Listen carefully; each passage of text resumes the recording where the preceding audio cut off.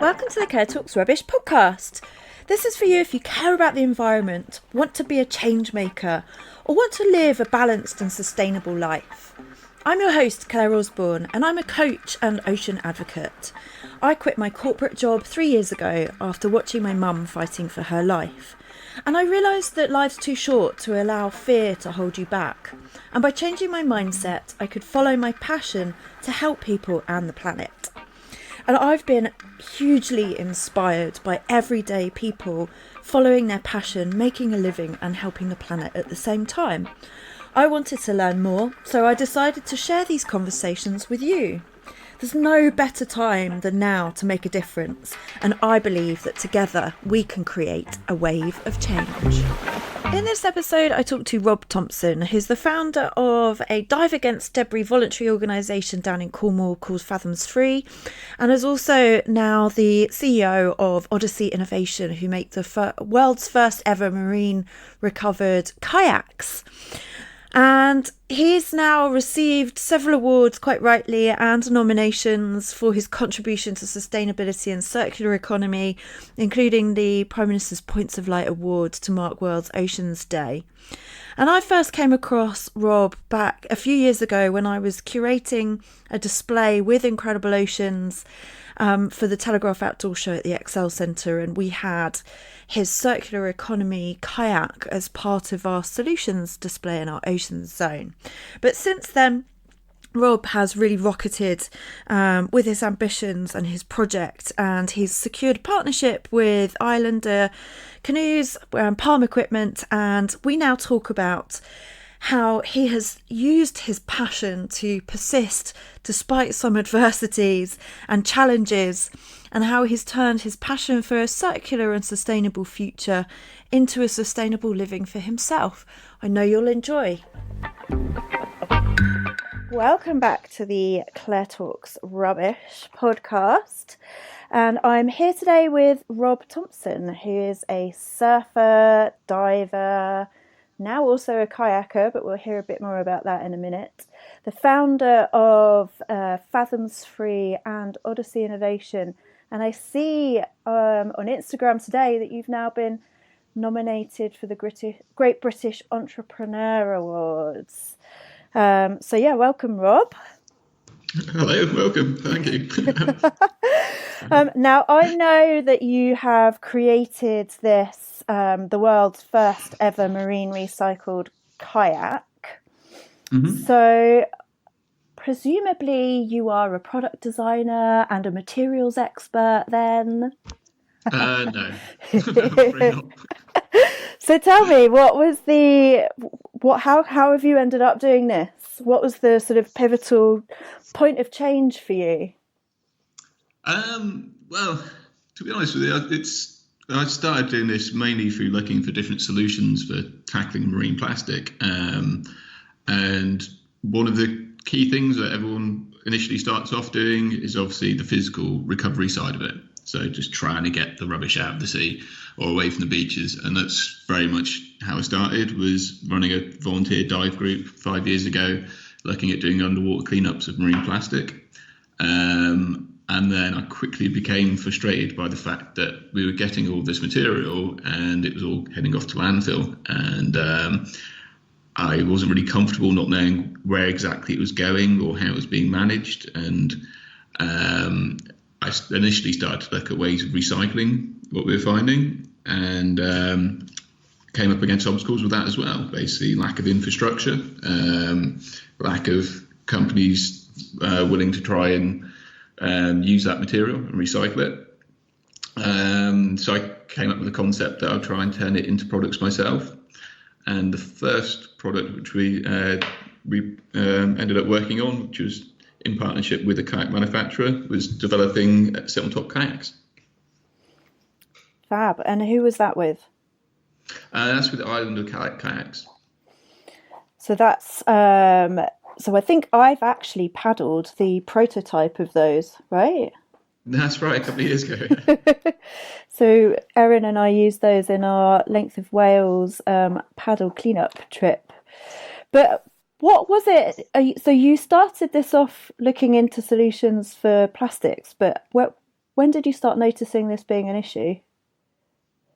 Well, it was something which I think everyone observes in the background, and it usually takes one kind of critical moment to make people decide they're going to try and do something about it and actually take some kind of responsibility on themselves to do that. And a lot of the other conservationists I talk to are the same. They've all got their own story of how they, what was the actual main driving force, what was the actual pivotal moment that made them start. And for me, it was snorkeling off a little Cornish cove called Lancellos. Absolutely picture perfect cove, very idyllic, and otherwise unspoiled, except for underneath the sea. It was a real catchment point for marine plastics. So it's just tens of thousands of pieces of litter on the seabed. And it was that stark contrast between this beautiful piece of unspoiled nature and this horrible man-made mess that made me feel that I just wanted to do something initially to try and clean that one place. And then, things just evolved from there. What kind of things were you seeing there? It was a mixture, really. A mixture that represents where the problem's coming from. So, you had a lot of post-consumer waste, or your kind of packets and bottles and cans and straws and all the rest of that stuff, but combined with a lot of industry-related things as well. So a lot of things from shipping and from the fishing industry, in various states of degradation, down from you'd have patches where you're just seeing thousands of little pieces a few millimeters in diameter floating around, right the way up to some sort of larger pieces of plastic and traps and pots and that kind of thing as well. So what is it about that moment that made you do something? Because I say that because there will be lots of people who have probably seen things like that now that haven't done anything. So what was it about that made you do something? I think it was a little bit of realization that nothing was probably going to happen on that cove if I didn't try and do something. And I was part of a dive group at the time, so I thought, actually, this is something we could probably do something with. So I thought I'd try and arrange a dive just to try and resolve the immediate problem there in that one place. So when was that? That was back in 2014. It was around August time, I think. Okay. And so you arranged that dive, and then how did fathomsfree sort of come to fruition after that? Well, I arranged that dive through myself using social media, so it was my own profile, and we had a load of people turn up on the day. It was a National Trust-owned site. They said, feel free, use this site. They had a camping field right next to it, which the local scout group uses. So they said, if you want a bonfire and barbecue and camp over, go for it, which was brilliant. It's usually an inaccessible site, so we had the National Trust drivers up and down. So there's quite a nice sense of adventure there. We're getting to dive a site that divers wouldn't normally be able to get to. We're camping and having barbecues and all the rest of it. So it's a real, and we're doing a really positive activity, obviously. So there's a real sort of feel-good feel to the day. And I say initially my objective was just try and clean this one cove, but then everyone had such a good time. I was all sat around the campfire that evening and everyone was just going, right, when's the next one? We want to do more. So that's when I came up with the idea of setting up as an actual group. So I said, if we're going to do this, it is obviously a community effort. It shouldn't be something that's managed just through one person's profile. So we set it up as a sort of community group to be able to carry on doing that at other locations around the place. And that was 5 years ago. So fathomsfree is still running now, doing regular cleanups of marine litter and ghost gear, that kind of thing. Great. So that was all based around in Cornwall? Well, all over the southwest. Most of the work has been in and around Cornwall. Just that's where most of the volunteers have been based. But we have done work up around sort of Weymouth Way as well, and Brixham, etc. Yeah. And do you know what your impact has been over that 5-year period? I do, but I don't know the figures off the top of my head, unfortunately. Put you on the spot. I have recently just compiled a report for CFAS, which contained the past 5 years worth of data to say everything Great. that has been recovered. So I'll have to get those figures to you after the podcast. Yeah, no worries. So how did you go from that little group to sort of having lots of volunteers and running regular events? Was that just through social media, or were there other ways? A large part, yes. I think because there was, over the last few years, there's been so much awareness of marine plastic that it's quite a current thing, and people are actively seeking out different opportunities to become involved and help in different aspects of it. And the diving was quite a unique sort of aspect to that, because we're getting to those places which you wouldn't normally even know there's a problem unless you dive and you see them. So you're kind of managing to create more sort of awareness of the things which are normally outside of sight for most people. So I think that sort of helps a little bit as well, helps capture people's imagination. Physically doing the events, you'll have quite a lot of public interest. They come up and want to see what's happening, especially divers retrieving anything from underwater. People naturally think of treasure. You bring up anything in a bag from the seabed, they want to know what you've got. So that's a brilliant, really easy talking point with people to sort of get them engaged, and then you can start sort of rattling off some of the facts about the amount of marine litter and that 70% of it sinks and all this kind of stuff, and that's quite a good engagement tool. And we also do lots of sort of awareness events as well, where we'll go in at different kind of festivals and etc. to kind of demonstrate what we've been finding and talk to the general public about the problem. Great, and I think that's really important what you just said about the percentage of it. I think a lot of us, we can see it washing up on the beach, and there's a lot of talk about cleaning it up from the surface of the ocean, but like you just said, I think 70% of it sits in the water column and sinks or goes right down to the bottom, doesn't it? It does, yeah, and that's partly why my sort of approach has changed over the years as well, because it's quite clear that we need to have a real multifaceted approach on trying to recover marine plastics. Yes, we need the physical deed of going out there, and I can never stress how important that is. But we also need awareness, and a big key part of what we need is prevention, because we're not going to recover all this stuff. A vast majority of it is always going to stay out at sea or sink to the bottom of the seabed where it can't be recovered. Once you're outside of the inshore sort of tidal ranges, once it's on the seabed, it's not really moving around, it's staying in the same place. You're not going to get that stuff washing up on the beaches. So what we're actually seeing on the beach cleanups washing up is actually only a small representation of what's really out there.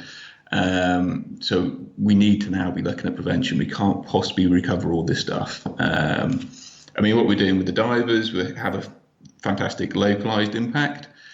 So on a particular reef or wreck, you can go and you can clean it up, and those areas do tend to stay clean, and they do get gradually better each time we dive them. But it's incredibly resource heavy. We can't get around to everywhere. Most of the sites will be outside of where we can dive safely, depth, range, and work to do that. So I say it's got a really nice sort of localized impact, and it's brilliant on the awareness front, but it's not the solution in itself. We're never going to be able to get all this stuff out of the sea. So my approach over the years has become more sort of working towards prevention as well, which is why I've started working on sort of the innovation side of things and looking at how we can change our perception around marine plastics and start valuing it more as a resource. Because if humans are good at one thing, it's exploiting resources. So if we can actually turn marine plastic into one, then hopefully it'll become valuable enough that we won't be losing it quite so readily in the first place. Yeah, I think that's key, and we'll come back to that. Before we move on, I just want to ask. I mean, I'm a scuba diver as well, and there are probably other divers who are listening. I'm a bit of a fair weather diver, so I don't dive in the UK. But anyone who is a member of a dive club in the UK who is thinking that they want to get involved with recovering ocean plastics whilst they're diving, what advice would you give them? Start talking to people. If you're part of a dive club, start trying to engage your local dive club. Start trying to make it a norm. What I'd like to see is us not having to go and dive sites. It is very resource heavy to do a dedicated dive in a site, but what we're finding is we're going to sites that are regularly dived by divers. And if that's the case, quite often they have a goodie bag on them. If every diver just got into the practice of just picking up a few bits whilst they're there, you don't have to be over ambitious. You don't have to start thinking about using lifting bags or dragging up great big nets and pots and all the rest of it. Just literally those small pieces, they're the ones which are breaking down and getting into the food chain more readily. So it's more about encouraging people to do their little bit whilst they're going around their normal diving activities. And obviously if they want to do more, then they can talk to us at fathomsfree to come and try and do some more work with us. Or there's other fantastic groups around the country, like Neptune's Army of Rubbish Cleaners up in Pembrokeshire. They're doing amazing work. Sea Shepherd guys, they're running a ghost net campaign, and they're running some training courses now for people that want to be trained up for recovering ghost gear, etc. So yeah, there's a few options out there. Oh, that's great. I did not know about the Sea Shepherd, so that's great. And the work that you do, is that part of Project Aware and Dive Against Debris? Is that something else that people can look up? Yeah, definitely. So if you're looking at trying to set up your own thing, or even if it's through part of the club, if you go to the Project Aware website, they've got some fantastic online resources there to be able to sort of help show you where to start, really, what kind of things you need to have in place.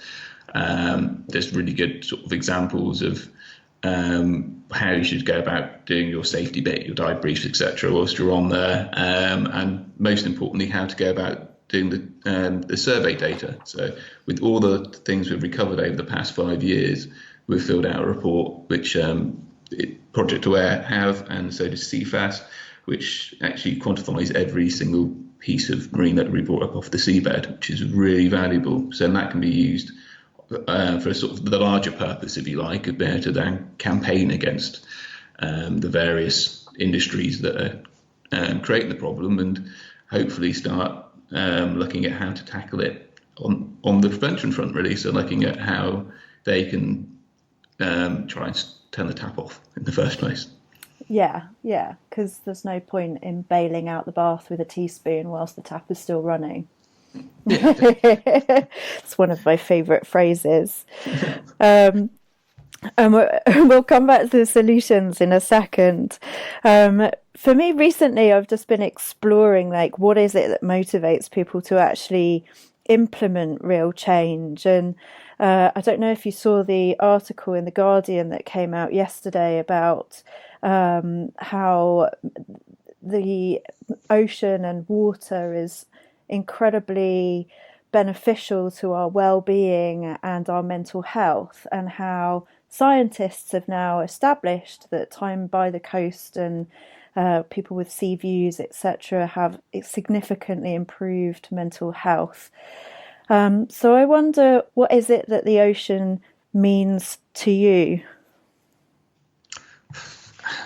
To me, it's a difficult one to put into words, really. I've always been in and around the ocean. I've always spent all my spare time in the sea. I was very lucky to be brought up on the coastline and have parents that are really into the ocean. So all our holidays were around going to places where we could spend time in the sea. In the summer, as soon as you've finished school, you'd be taken down to the beach.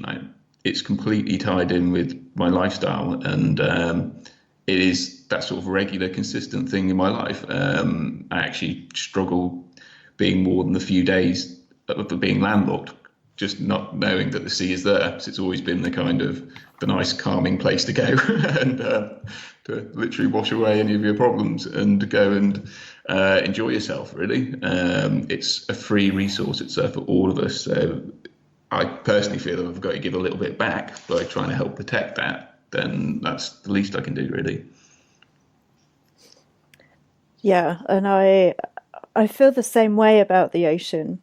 But what do you say to people who don't live anywhere near it as to why they should care? Because most of the planet is ocean, whether you live in land or not. It has a knock-on effect for all of us, ocean health. Most of the oxygen we breathe is going to be being generated from the oceans. entire the entire food chain is based around the ocean. Even if you don't eat fish, if ocean ecosystems collapse, it's going to have a knock-on effect for the rest of us. We can't separate ourselves from the ocean, even if you do live in land. It's integral to all of our well-being and the survival of our planet, really. If the oceans can't sustain life, then neither can the planet. And there's an awful lot of stuff in the press at the moment about the planet and the issues that the planet is facing. And I don't know if you've heard the term eco-anxiety before, but is that something that is sort of on your radar? Do you suffer from overwhelm with the issues, or how do you deal with that? I definitely have in the past. To a point where I almost cut myself off a little bit from listening to the radio or really watching the news anymore, because there was just such a massive amount. Well, there's such a sort of a broad range, I suppose, of problems globally that it can become overwhelming, and I've certainly felt that myself in the past. All I can say is, for me personally, once I started trying to do something, even though it was really small in the grand scheme of things, that actually helped a lot with those anxieties. Just the feeling that you're not quite so helpless. You can do your bit and you will feel better for it. So all I can say, if anyone's feeling like that, then just try a couple of really simple acts, even if it's just going and joining your local beach clean group, because it is empowering and it will help with those feelings. I totally agree. And on that note, what have you done? What did you do? What was kind of, so you were off on fathomsfree, cleaning the ocean, finding all this litter and wondering what on earth to do with it. So tell me about your journey from that point on. Well, from that point on, I started hearing a phrase bandied around a few years ago called the circular economy, and I didn't know how viable it was, to be quite honest. I loved the idea of it, that actually, when you trace back the sort of root cause of a lot of our problems globally, not just the marine plastic ones, it is tied up with money, with industry, with trying to generate profits. And for me, I always feel that the business models generally are accepted norm for creating a business model is quite often not skewed in the right direction. Quite often people come up with a business idea, or they'll be changing their business direction, they'll do their whole business modelling, they get right to the end of that mental process and they'll go, what's my environmental policy? And it'll be sort of tagged on to the end. And to me, that isn't sustainable. We know the Earth is running out of resources. We know the pollution problems that are being caused. If your environmental policy is your last thought, then your business model is not sustainable, because the Earth needs to be sustainable for your business to last. We can't just keep using resources the way we do. So for me, the idea of using a circular economy, and actually one of your first thoughts is, right, environmentally, I've got a business idea. How is that going to benefit the environment? How is that going to be sustainable? What's the potential waste from my industry? Can I utilize other people's stuff that they're not using? Let's not be thinking of using new materials every time. If you come up with a business idea, is there anything out there currently that we can be utilizing, which is a waste stream from another industry? So I love the idea that by doing that, businesses can actually start to revert that process and actually start to become part of the solution. We all need economies, we all need industry, we all need trade. We need these things to actually survive as a species as well. But if there is a way of actually changing that business model to become more sustainable and actually start to become part of the solutions, then to me, that's a really exciting thing. So that's why I started knocking around ideas around the circular economy, what I could do on a sort of small scale to try and prove that concept, really, I suppose. So have you got a background in business, or how did this all kind of come about? Was it just from seeing a problem and needing to find an answer? Yeah, really. I don't have a background in business. I don't have a background in engineering. I'm naturally an optimist, and I like having ideas, and I like the process of trying to make things happen. So for me, I went into it very naively, to be quite honest, and I've had to do quite a lot of gaining knowledge stuff and going along, and a lot of trial and error. Same as with any innovation, the majority of it is error when it comes to the trial and error side of things. And for me, the sort of pivotal moment on choosing a product, I went through several ideas.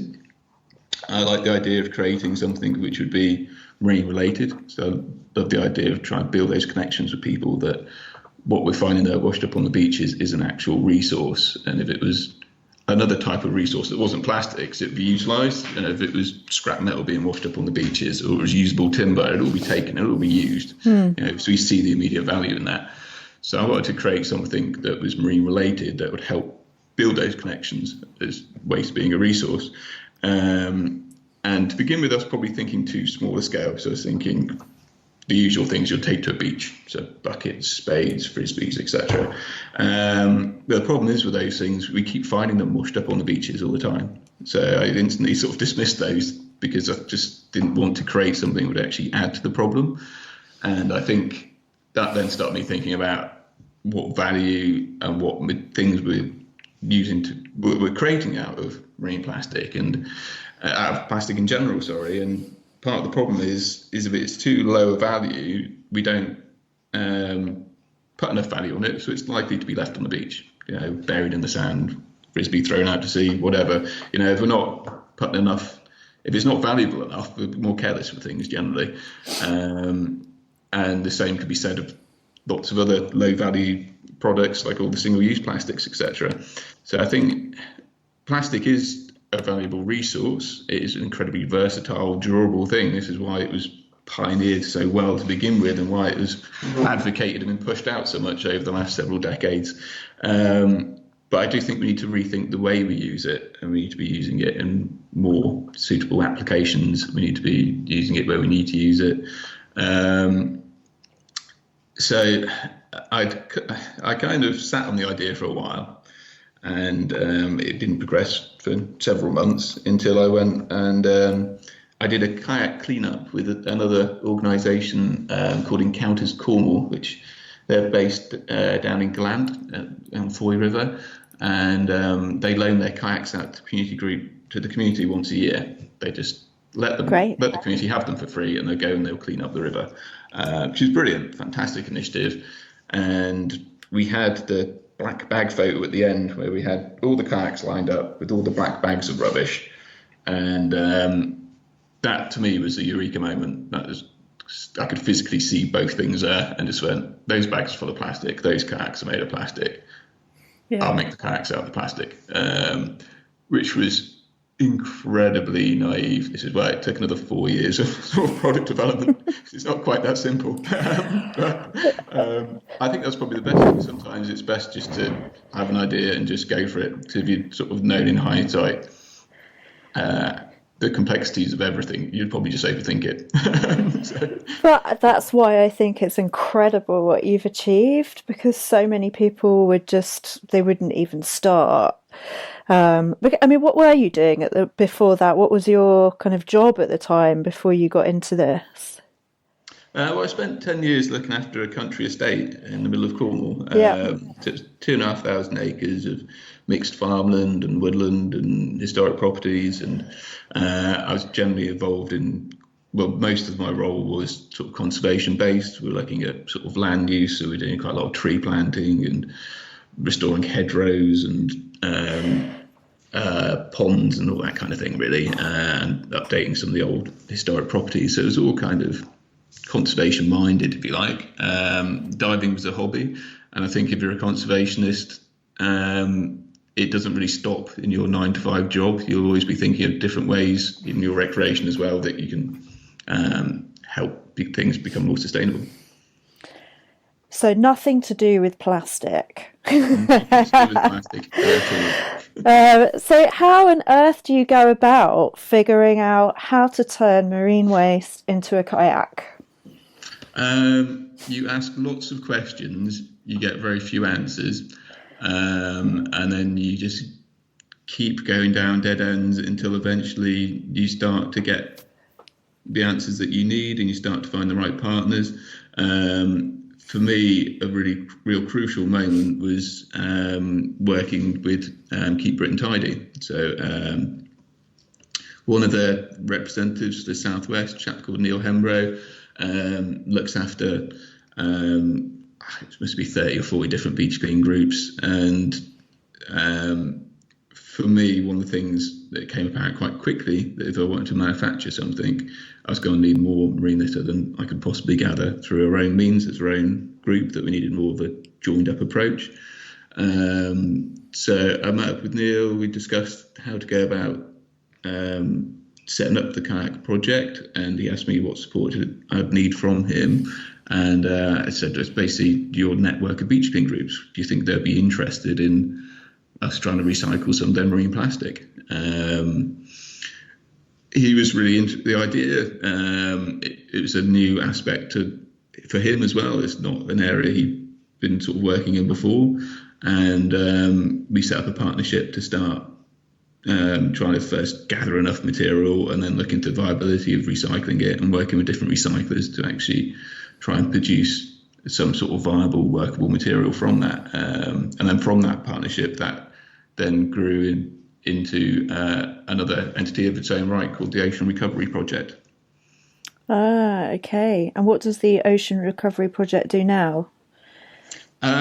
Very similar thing. We're still out there gathering marine plastic, and it's going off into other products as well, not just the kayaks now. One of the more recent ones over the summer was a partnership with Keep Britain Tidy and Glastonbury, where they managed to produce some sheet board type of material out of plastic, which is used in a similar way to how you use plywood sheets, and they actually built one of the Glastonbury stages out of it. That is so cool. That is so cool. So a whole stage was built out of marine plastic. Yes. And is that going to be reused? It will be, yeah, and hopefully, there's early discussions yet, but that hopefully we'll be looking at doing more next year as well, and potentially more stages. Amazing, amazing. So what were the kind of, you've mentioned that you partnered with Keep Britain Tidy. Did you have any sort of mentors or people that were inspiring you or helping you out along the journey to get to where you are today? To be honest, yeah, inspiration comes from sort of all avenues, even if it's not direct experience or relevance in the field that you're working. A lot of my inspiration when I was getting too bogged down with trying to sort of pursue this line and the various challenges innovation comes across, it can get quite kind of lonely. You do wonder whether or not you're just on your own kind of random tangent, whether you're even on the right track at all. And the inspiration for me was still carrying on with the volunteer community work through fathomsfree. So if you get a bit bogged down, meeting the people, doing the real sort of positive work on the ground and getting inspiration from other people who are all equally as passionate, as fired up from you, that's where the motivation comes from a lot of the time, and the inspiration. Great. And how do you keep yourself going when you're sort of facing all of the challenges of innovation? I think, and a large part through our previous comment, really, that working with people and being inspired by people and having that sense that you're working in part on something that is much bigger anyway. So I do quite a lot of work with other community groups now, especially this time of year going into winter storms. They'll be regularly having things like nets washed up on beaches and want me to come and help collect and remove them. And you do get, your motivation comes from that. It comes from going out and meeting people who are out there in the rain themselves quite often, trying to drag a net off a beach, and they're that dedicated that they're willing to do that and spend hours struggling away. And it makes you kind of, that's what gives you motivation. That's what makes you kind of think you're not alone in this. People are this passionate and this dedicated that they're spending their valuable free time for doing this. And there is I've got personal experience of standing in the rain with a group of people trying to drag a massive net up a beach, but there is something about it that, I don't know, you feel that sense of community and connection, and that you're doing something good. And you're right, it does really, it hits to your core sometimes, and it really is, it kind of makes you feel like you've got a reason.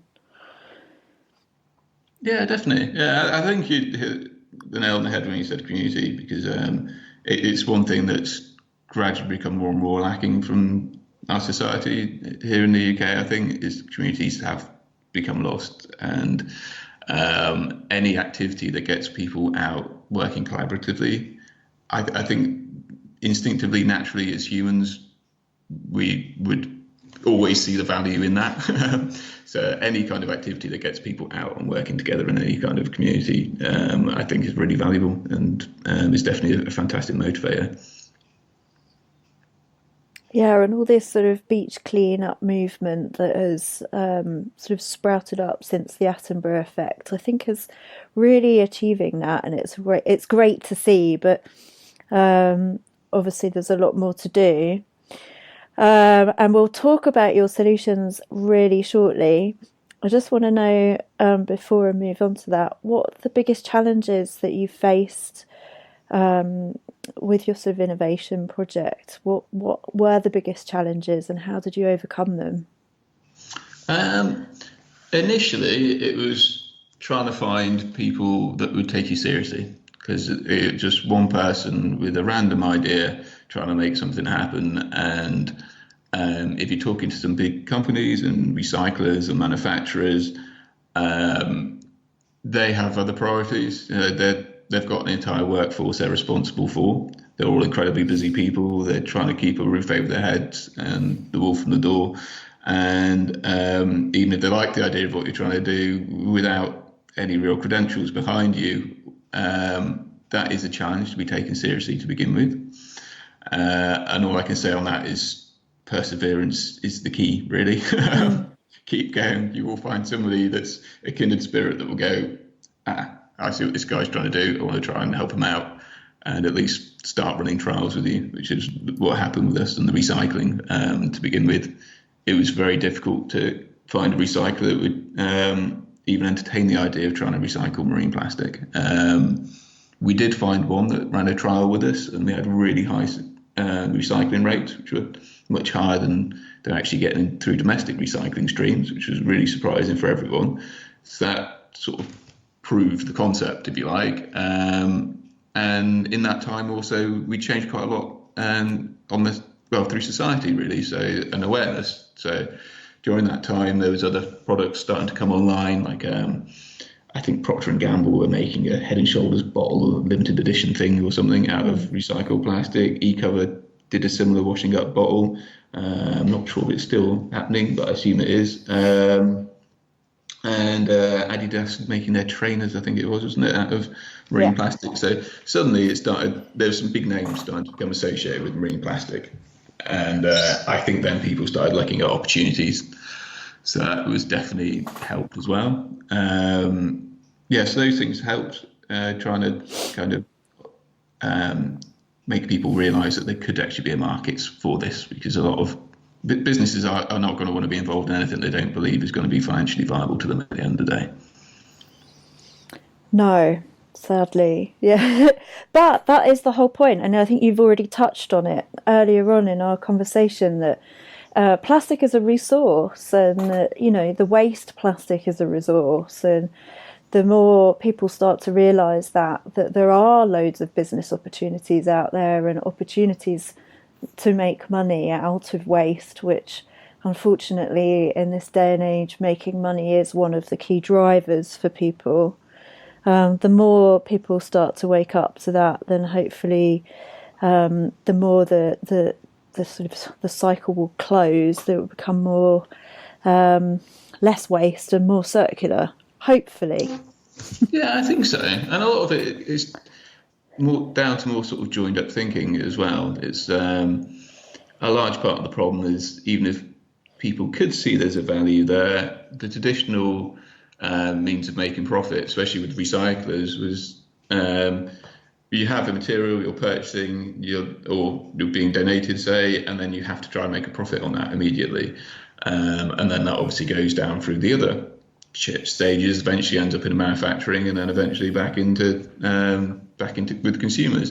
But if that recycler cannot make an immediate profit from that material, it won't be recycled, which is why our recycling rates are low in this country, because there isn't enough profit to be able to immediately make money doing that. I think there is things that are coming in that will hopefully help with that, and I'd like to see more sort of government drive to help support and encourage more businesses to use recycled material, because a large part of the problem is we simply don't have enough industry in this country using recycled material, not necessarily beach clean plastic, I mean in general.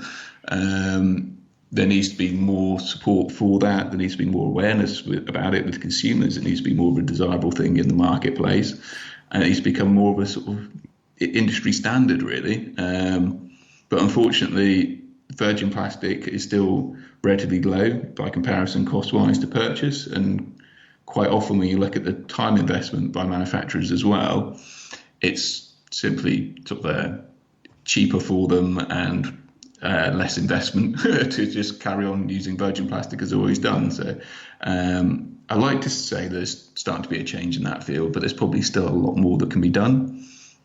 And support with those guys, let's say more joined up thinking, maybe help with learning some other companies that have already been down that process would be fantastic, and adding value necessarily where you're not getting it through the standard recycling. So things like the fishing nets, a lot of the work that I do now is working with the fishing communities to recycle the end-of-life fishing gear, which acts as a real preventative measure to the problems with ghost gear, because it helps create infrastructure for sustainable waste disposal, and it removes landfill charges. So we recycle their gear often for free. And I found out the other day that it can cost something like £400 to get rid of one of the big fishing nets. Yeah, it can do. Yeah, and quite often fishermen will snag other people's gear that's been lost previously, and if they're putting in all the expense and time to actually get that on board, process it, drag it back to the harbour and all the additional fuel, and then end up being charged for it, then that's not really a good way to incentivise. Whereas at the moment, a lot of the harbours we're working in now offering free net recycling, fishermen are starting to become part of the solution. They're actually, when they retrieve other people's gear, they're now bringing it in to be recycled, which is a fantastic thing. They are the best guys really to be tackling this problem. They have all the right machinery, they're out there all year round, and they have a vested interest in preventing the ghost gear problem in the first place, because it's their livelihoods at the end of the day. You know, they don't want the reduction of fish stocks through animals being entangled and not being recovered. So it makes total sense for them. I was really surprised when I started working in the harbours that there wasn't already recycling facilities, and pretty much every harbour I went into was the same story. Yes, we'd like to be able to do this, but how do we go about doing it? There's been nothing so far. Really, there should have been recycling infrastructure in place in all ports over the last 30 years, but there simply hasn't been, because there wasn't enough profit in it. So for recyclers to make that immediate money, there was nobody looking at it for its intrinsic value, for the actual other benefits it can have by being able to offer this. And that's what we started doing, really, was going into harbours, offering them free net recycling. On the traditional business model of making a profit, no, that's not sustainable for us. You know, we weren't able to. We don't make any profit from doing the net recycling at all. It loses money, if anything, but it's providing a really valuable resource and at a really low cost compared to other potential solutions for prevention of marine litter. So it's sort of changing that mindset as well, really, kind of moving away from that traditional thinking of, can I make an immediate profit? And in the case of the nets, no, I couldn't. But then when we end up with a product at the end of it, so with the kayaks, a lot of material that goes in there is coming from fishing nets, that's when you can make your profit. So it doesn't necessarily make it in that initial first stage, but by joining up those things, then suddenly you've got the availability and the access to really high grade, valuable material for your need. So there's other ways of making things work. So it's a combination of sort of hard plastics and nets that go into making the kayaks? That's correct, yeah. And this is Gyre 2, is it? Yeah, that's right. So tell me a bit about that as a material, and where you're at with it now. Well, the development of that was very much trying to find a material which was always going to have similar characteristics. So even plastics of the same polymer type. The polymer type we use for the kayaks is high density polyethylene. But even within that same polymer type, it can have different characteristics. So one of the challenges really was finding a consistent material that would always behave in exactly the same way when you try to process it. And also finding the sort of the volumes to give you that continuity of supply. So that's why we've ended up with the majority of the material now coming from the fishing nets, because it behaves in a similar way to how we need it to behave for kayaks. So they're high density polyethylene, the trawl nets. So it's the same material that high grade kayaks will be made from. And the material to begin with, the fishing industry will want it to be really high grade. They don't want their nets snapping whilst they're out there using it. So already seeking out the best grade material they can find. It's got to be UV stabilized, because fishing nets are left lying around for long periods of time, exposed to the sun. So in a way, being used in a very similar way to kayaks. A lot of sun exposure being left in people's gardens. Got to withstand really harsh marine environments. So they're perfect from that point of view. But then there was challenges with it as well, because the grade of the material, even though it was very high, it didn't melt particularly well. So we had to then mix it with other recycled plastics to get it working in that type of processing, that then we could have a really stable material with the same properties that you'd be getting from the virgin plastic. Cool. So you've made kayaks, and I know that you've now made some bins as well, and the stage at Glastonbury. So what's next? Next are hand planes, which are used for surfing. So they're little 30 centimetre long. They're like surfboards with a hand strap on, but tiny. Yeah. And basically you take them in when you go body surfing. So it's just one of these little hand planes, and if you want a set of fins, and basically use them to catch waves when you're body surfing. Cool. Tell me about body surfing. Okay, body surfing is probably the most accessible and traditional way of surfing going, I suppose, because everyone, when they first start messing about in the sea and there's waves, just tries to lie on their belly and try and catch a wave. Which is pretty much the initial concept of hand planing. It's growing concept massively, and it's starting to cover quite a broad range of individuals as well. So it's a really easy thing for anyone just to go and pick up and have a go doing if they haven't surfed before. It gets you into a lot of the principles of surfing as well. So you're learning to sort of read the waves, knowing when to sort of get into the wave, how to behave once you're on the wave, that kind of thing. And for more advanced surfers, a lot of them hand plane as well, just because it's on the sort of smaller wave days as well. You can still get into little barrels, and you can still go out and have great fun, and they're accessible. So just like a little lightweight boarding, just keep in your car with you, or stick it in a backpack or whatever. Some people take them on holiday, that kind of thing. So yeah, they're just a good, fun, easy, accessible way to get into surfing, really. Cool. I've seen so you've got a video that's out promoting that at the moment, which I'll mention in a second.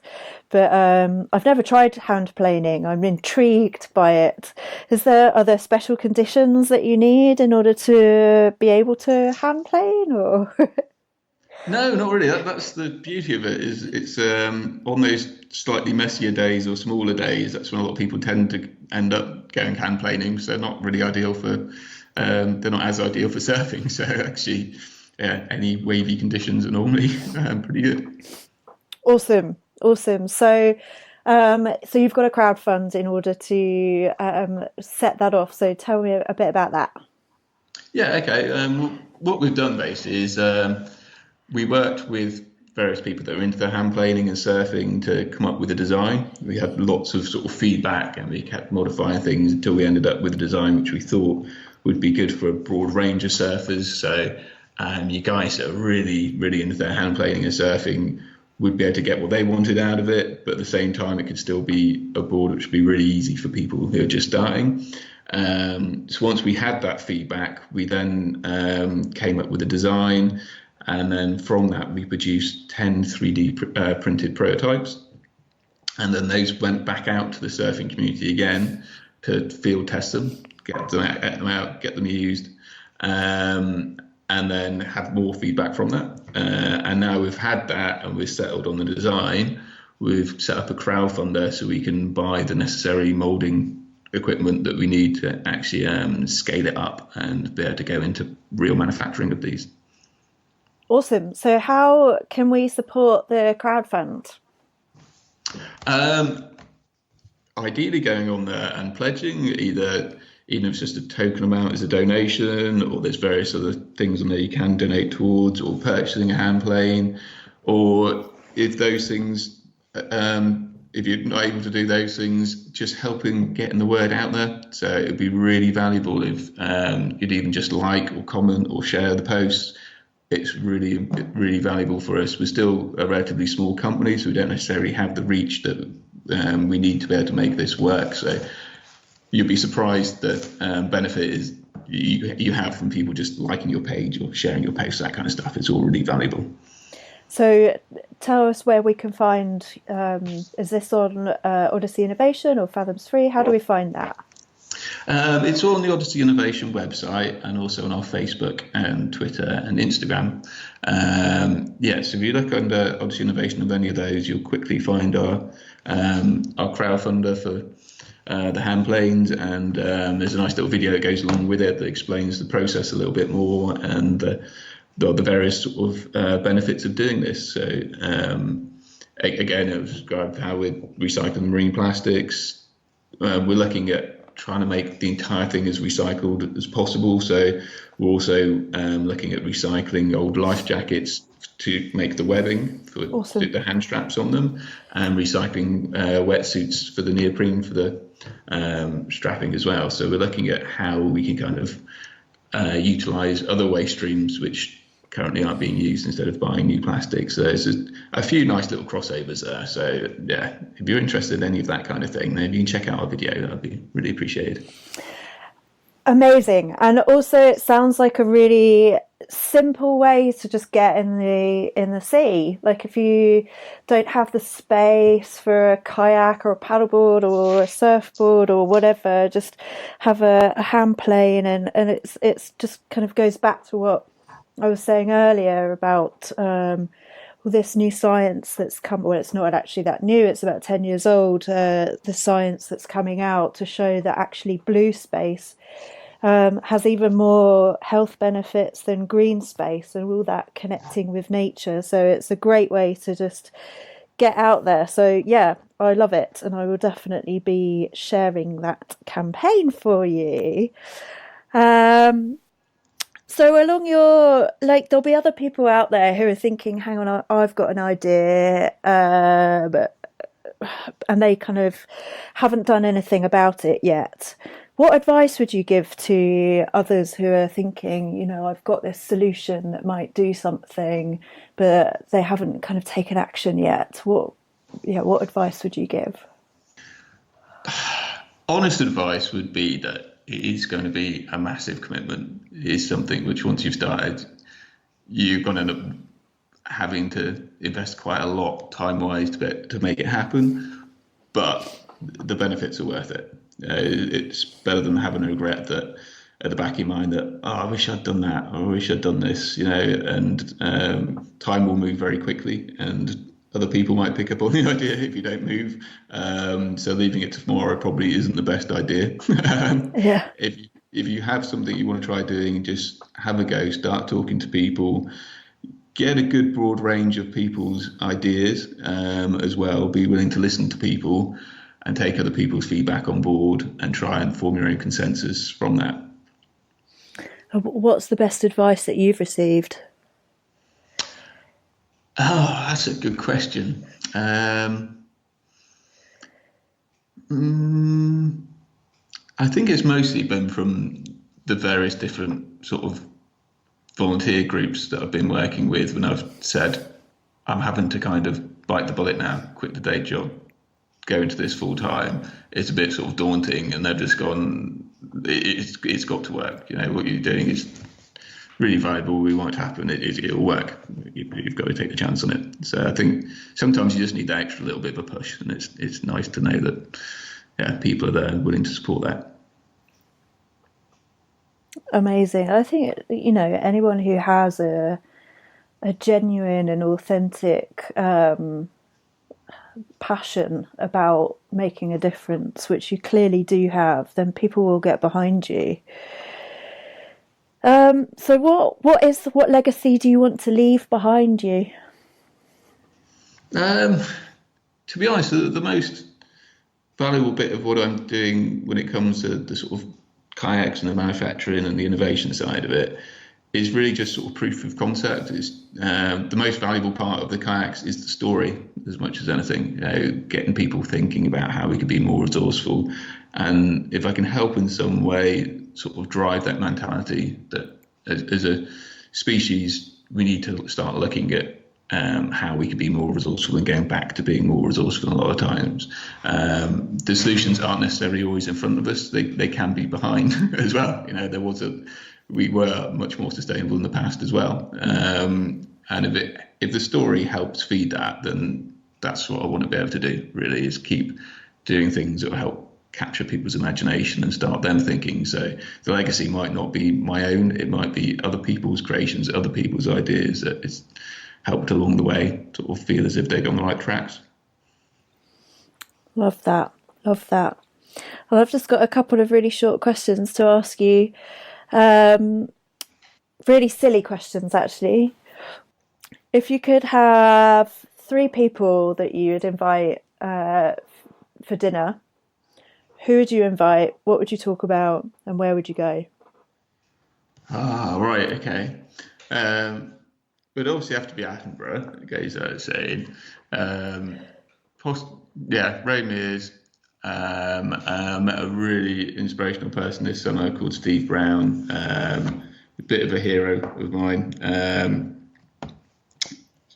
We went kayaking, which was great. He's presenter for BBC Countryfile, and just found a really inspirational person. So cool. Yeah. Ray. Those 3 would be great people to hang out with. Yeah. And what was the other part of the question? What would you talk about? Where would you go?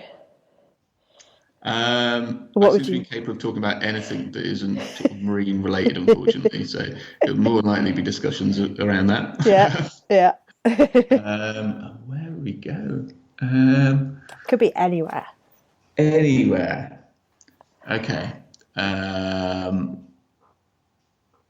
Okay. On a boat going between Greek islands. Amazing. You want to go back sailing around Greek islands? That sounds like a great dinner party. I think I'll come. Yeah. So just before I go, I know that you're about to head off to Panama, right? Yes, next week. Yeah, to the Triple GI, so the Global Ghost Gear Initiatives Conference. Mm-hmm. And are you taking your kayaks with you? Potentially, yes. We haven't confirmed 100% yet, but we're hoping to be able to tie in with some sort of conservation activity whilst we're out there. Amazing. And just a little touch on what is the Triple GI and what they do.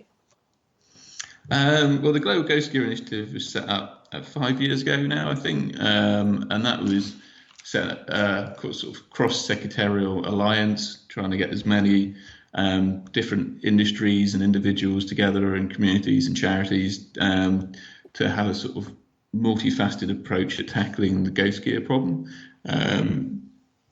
So it's working a lot with industry, so looking at how industry can possibly change some of their practices and to help reduce the impacts of lost fishing gear, working with quite a lot of government organisations to try and see what they could be doing on their levels, whether it's sort of legislative change, working with a lot of innovators, looking at innovating different products to help reduce losses, and various charities looking at how to create awareness and go about recovering lost fishing gear as well.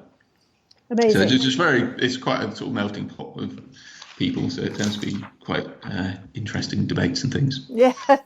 And I just love that. And I think that's really key, that people from different areas of expertise, different backgrounds, coming together in order to work on solutions. I mean, the things with the ocean and plastics, etc., they're so complex that it's going to require collaboration. And so often people don't collaborate in a helpful way. And it's great that the plastic and marine issues they seem to me, I don't know if it's just because I'm in this bubble, they seem to be bringing people together again to get this collaborative working in a way that maybe had been a bit lost.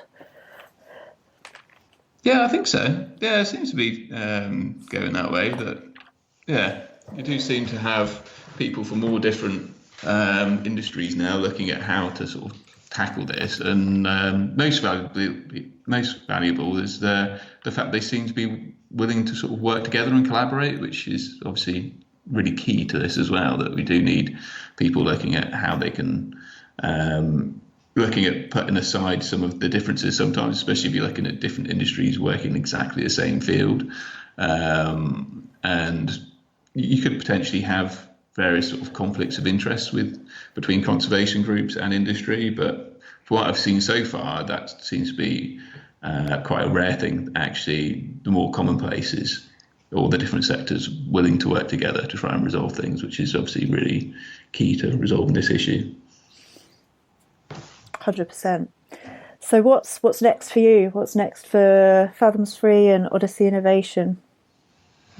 Well, for fathomsfree, we'll be carrying on more diving, more going out, working with communities, carrying on the good work, recovering and cleaning up the seabed. And for Odyssey Innovation, we've got this crowdfunder for the hand planes. We'll be looking at some more products over the next 12 months. And possibly, I'm going to be making a decision on it over the next 24 hours, looking at taking on a very small premises with the idea of having somewhere I can be retailing things, not just online anymore as well.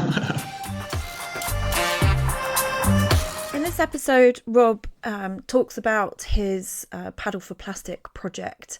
And you can find there's a combined paddle cleanup and Paddle for Plastic Facebook group, which combines his project and the work that I've done with kayaking and doing a similar thing, basically. So if you head over to there, if you do any river cleanups, share what you found. And also, if you head over to the claretalksrubbish.com website, you will find on there a link to a toolkit that I've prepared along with British Canoeing, which is also available via the British Canoeing website. And on there, it's got all of the information that you need to carry out your own river cleanup. So there's all the information in there about the equipment that you need, the risk assessments that you need to do, how to go about it. So, and if you're doing it involved with a club or a group of young people, there's incentives in there to make it fun. It's fun anyway, because I really enjoy kind of rubbish hunt. It becomes like a treasure hunt, like a rubbish hunt in Canal Juice Pong. But yeah, it's strangely addictive. Anyway, all of the information that you need is either on my website or on the British Canoeing website. If you search paddle cleanup, and make sure you use the hashtag paddle cleanup, and then we can track your progress. And well done. Thank you.